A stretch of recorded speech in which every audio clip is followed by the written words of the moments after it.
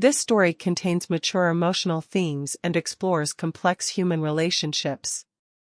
There is no explicit content in this video. Viewer discretion is advised. I never thought shame could hit this hard. Not the kind you feel after forgetting someone's birthday or telling a white lie. No, this was the kind of shame that sticks to your bones, the kind that plays back in your head on a loop, especially when it's been recorded. And not just by anyone, by my best friend. It started last Friday. The air was heavy with late summer heat, and I was crashing at Megan's place for the weekend.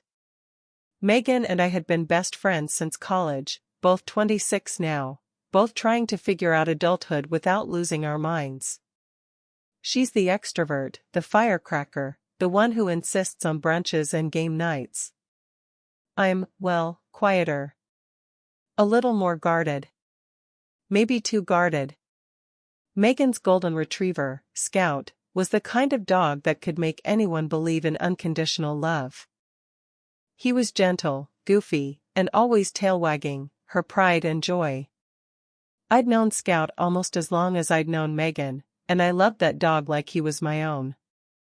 That's why I didn't think twice when Megan asked me to watch him for an hour while she ran errands.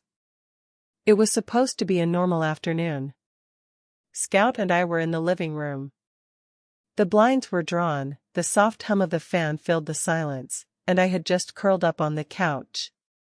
Scout padded over, resting his big head on my lap, eyes full of trust. And in that moment, something in me cracked open. Maybe it was the loneliness I'd been burying for months. Maybe it was the way Scout always seemed to know when I was spiraling. I started talking. Not just casual talking, real talking. The kind of things you don't say out loud unless you know no one's listening. I told him everything.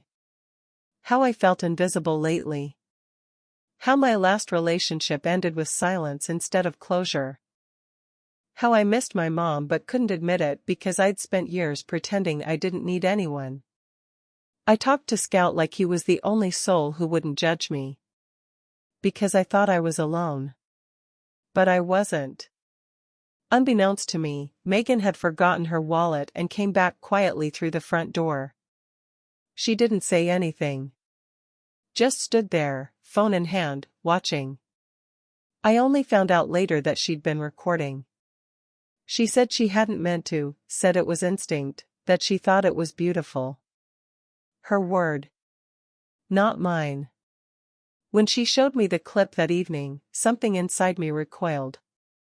There I was, tear-streaked, vulnerable, kneeling next to Scout and whispering confessions meant for no one. And there she was, smiling like she'd captured some kind of art. She didn't understand why I was angry. She said it was raw, honest, and that it could help people. She even hinted at posting it. I told her to delete it. She didn't. At least, not right away. I haven't heard from her since Sunday. No texts, no calls. And this morning, I woke up to a DM from a stranger that read, "You're so brave." That moment with the dog, wow. That's when I knew. The video's out there. And this story, it's only beginning. I didn't sleep that night. The silence in my apartment was deafening, but my phone wasn't. Every few minutes it buzzed with a new notification. Comments. DMs, mentions. The video hadn't gone viral, not in the millions of views way, but it reached enough people.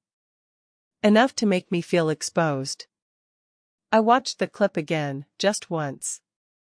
Megan had edited it. Soft piano music played under my voice. My breakdown was framed like a scene from a drama. The lighting, the way Scout leaned against me, the rawness in my words, it looked like something scripted. It wasn't. That's what made it worse. She titled it "When Your Friend Finally Breaks Down and the Dog Just Knows." It had over 20,000 views. The comment section was a mix of heart emojis and strangers unpacking their own emotional baggage. Some thanked Megan for sharing it. Others praised me for my bravery, my honesty, my humanity. Not one of them knew that I never agreed to be shared. That's the thing about vulnerability. It can look beautiful from the outside, even healing. But when it's dragged into the light without your consent, it becomes a wound picked open. I couldn't stop thinking about Megan. We met freshman year at orientation. I was lost, literally, couldn't find the library, and she offered to walk me there. We clicked fast. For years we'd been inseparable. She knew about my anxiety, about my dad walking out, about the time I nearly dropped out junior year. And I knew her, too. I knew her constant need to be seen, to document everything, to prove life was meaningful through posts and stories. But I never thought she'd do this to me. What scared me more than the video being online was the silence that followed. Megan hadn't reached out. Not once. No apology. No explanation. Nothing. Which made me wonder, was this intentional? Had she known exactly what she was doing? I couldn't get it out of my head. Was I just a moment to her? A piece of content? I opened Instagram. Her story was still active. A boomerang of Scout. "My sweet boy deserves the world," the caption read, with sparkles and hearts. No mention of me. Then something strange happened. A new comment popped up on the video, "Wait until you see part 2. Even more raw. Can't believe she said that. There was no part 2. At least, I didn't think there was. I felt the air leave my lungs as I clicked over to her channel. And there it was. Unlisted, but still real. A second video, titled simply, "What She Said After the Camera Stopped Rolling." My fingers trembled above the keyboard. I hadn't even known the camera was rolling. I stared at the screen, frozen. The title of the second video made my stomach twist, "What She Said After the Camera Stopped Rolling." I hadn't said anything after the first clip, had I? I tried to remember. That whole afternoon was a blur of feelings I'd spent years pushing down. But Megan, she always knew how to capture moments. Maybe too well. I clicked play. The video started with Scout again, wagging his tail, padding across the rug. Then it cut to me, sitting with my back to the camera, voice quiet but clear. I was talking about Megan. I don't even know if she sees me anymore. She's always behind a lens. Sometimes I think she loves capturing my breakdowns more than she loves helping me through them. I paused the video. My own voice echoed in my head. I'd forgotten I even said that. I never meant it to be heard, definitely not by thousands of strangers.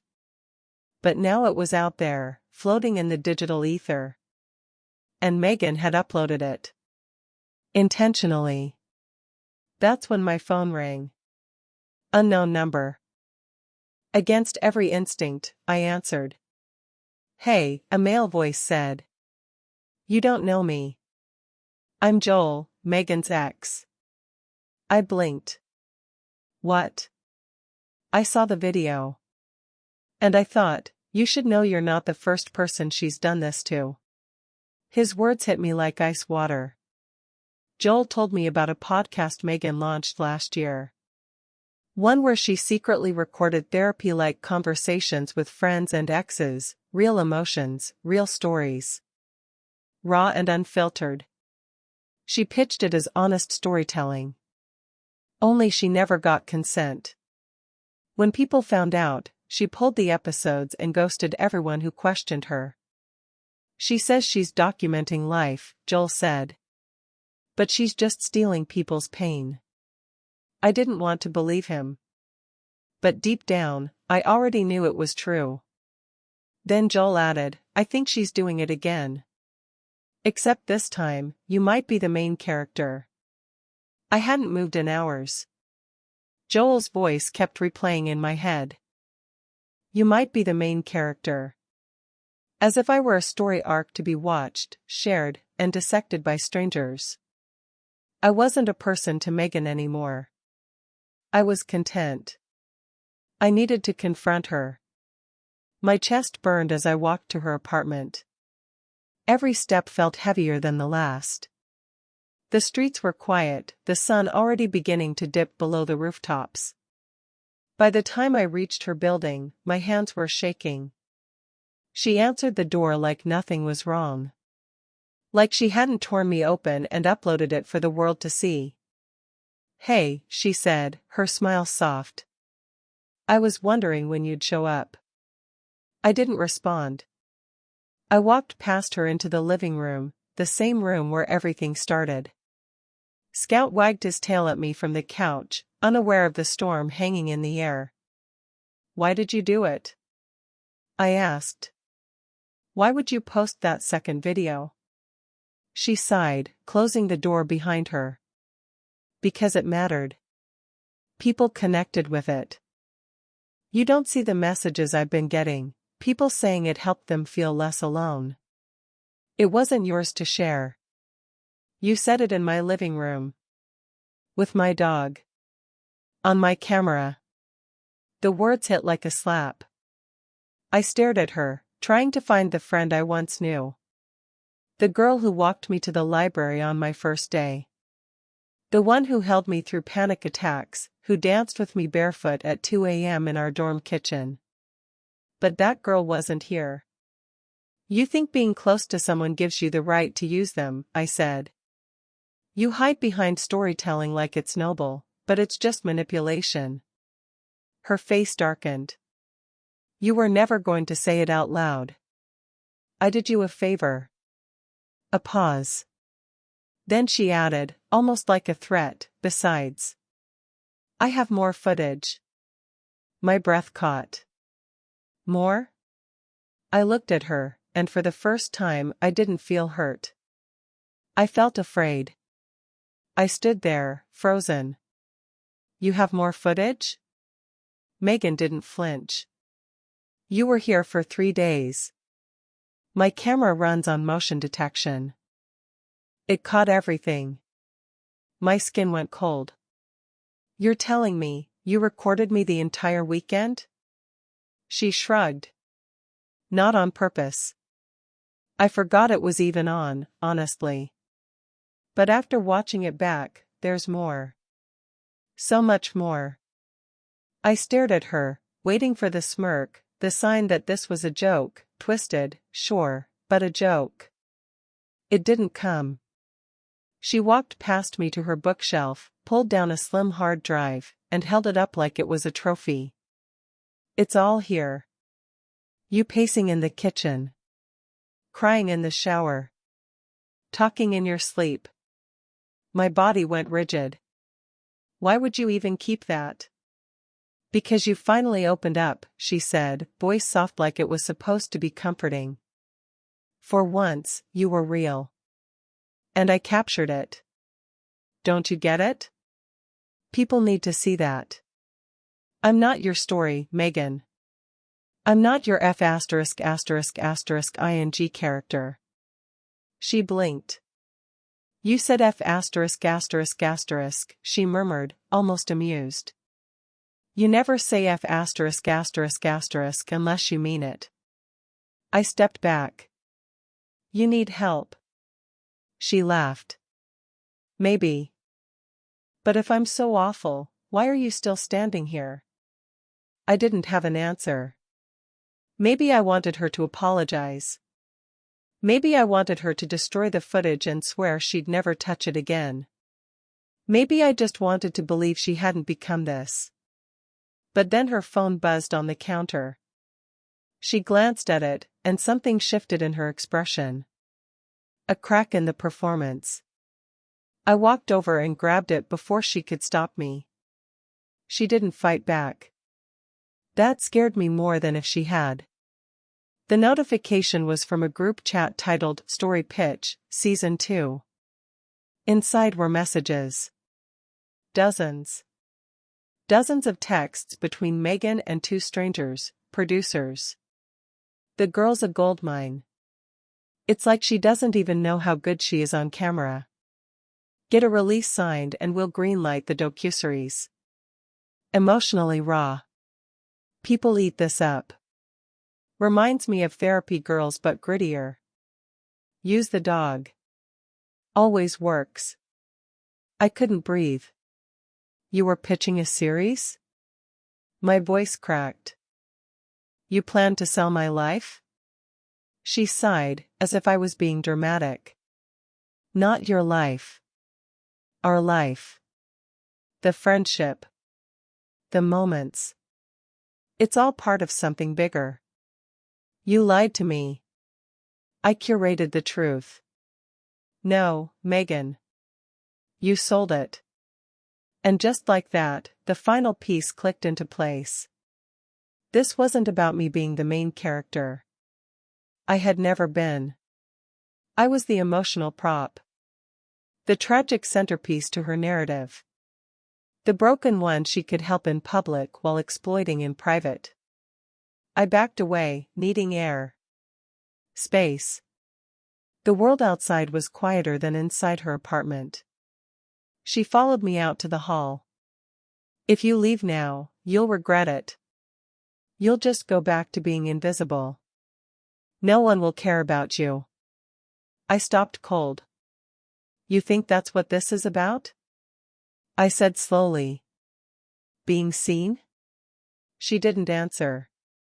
I trusted you, Megan. Then I walked away. But the twist hadn't fully unraveled yet. Back home, I opened my laptop. I needed to see the damage. I needed to know how far she'd already gone. I typed her name into YouTube. That's when I saw it. A private link, one I had never received, was now live. A new video, posted 2 hours ago. She threatened me. Behind the breakdown, my thumbnail was the cover. My face mid-sob. The title alone was a lie, but the upload was worse. It was cut to make it look like I was unstable, dangerous, unpredictable. And it had already been picked up by an online reaction channel. The narrative was spiraling, and now, I was the villain.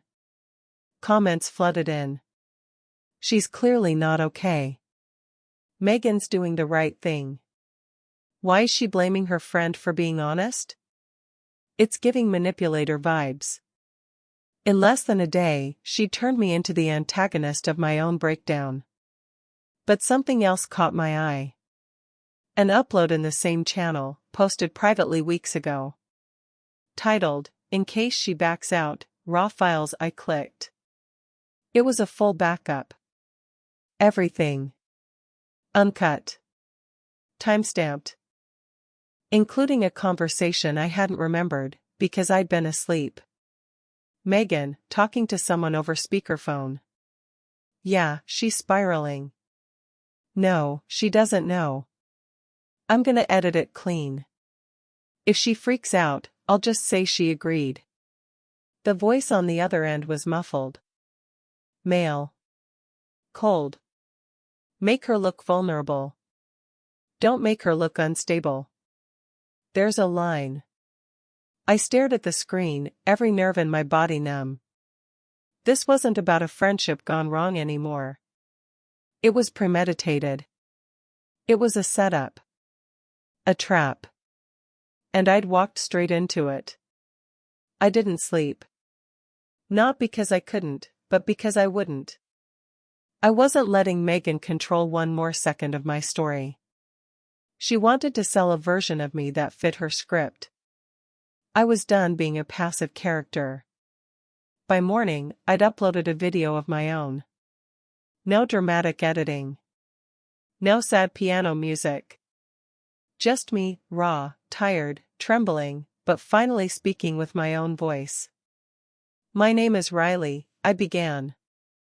And I didn't consent to being a character. I laid it all out, the hidden recordings, the misleading edits, the pitch deck I'd found on her hard drive. I read the messages from her producers, quoted the call she never knew I had access to. I showed timestamps, receipts, everything. I wasn't broken, I said, voice cracking. I was grieving. And she knew that.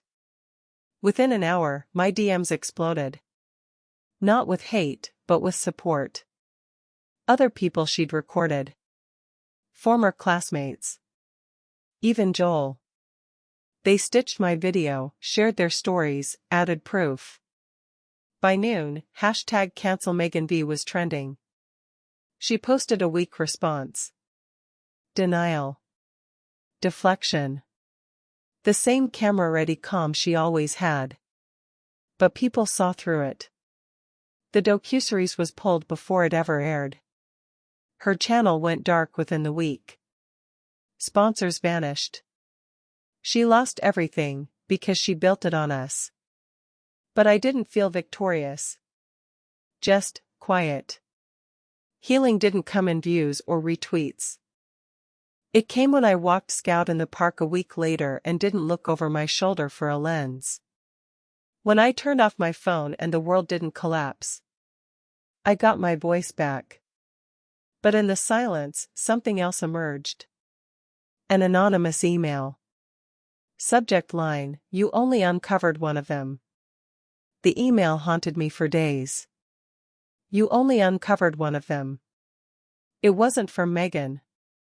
It came from a burner account, no traceable sender, no signature. Just a single file attached, footage. Not of me this time, but of someone else. A different girl. Different city. Same setup. Same camera. Same golden retriever. Turns out, Megan wasn't the first to tell someone else's story without permission. She'd done it before. Probably more than once. She just never got caught, until now. I handed it off to a lawyer and never opened the file again. I chose to move forward. Scout came to live with me full-time after that. Megan's account was wiped clean, but she never faced legal consequences, just the collapse of a fake empire. I don't think she'll try again, not now that people know what she is. As for me? I started a small channel, not for drama, not for views, but to tell my own story, in my own words. No tricks. No edits. Just honesty. Vulnerability without exploitation. And I've learned something important, not every camera is kind. Sometimes, what feels like connection is control. And trust isn't something you give freely, it's something that must be earned, moment by moment. So if you're watching this and you've ever felt used, betrayed, or silenced, know this, your voice still matters. And you deserve to tell your story your way.